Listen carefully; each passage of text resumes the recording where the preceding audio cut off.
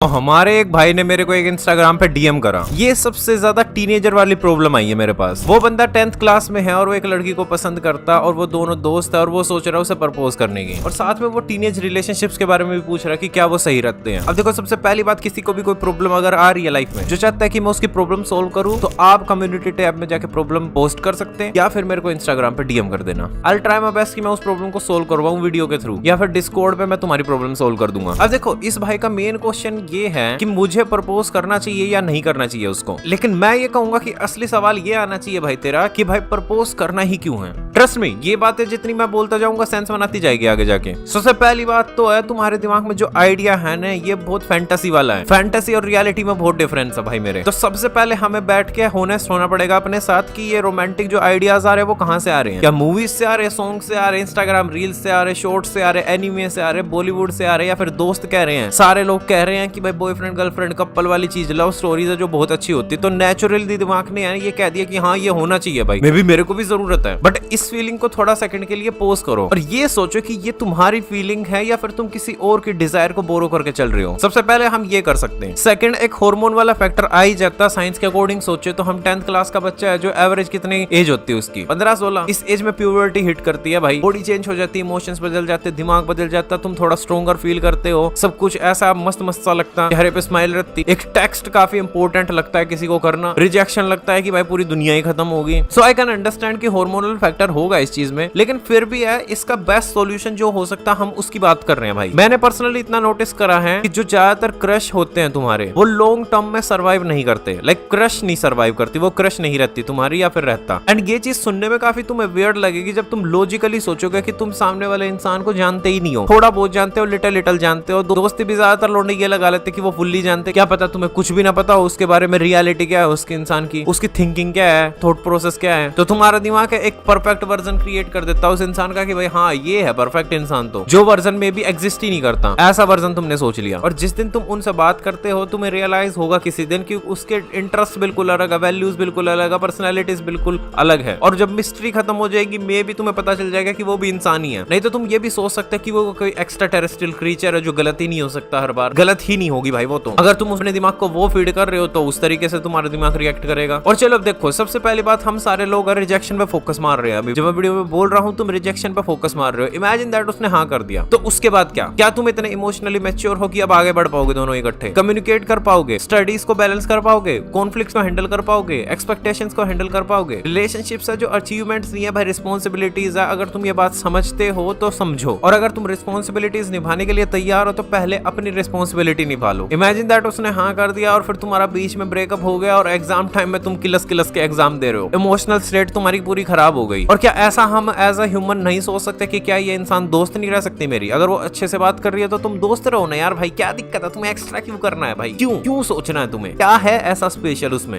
Human ही तो है।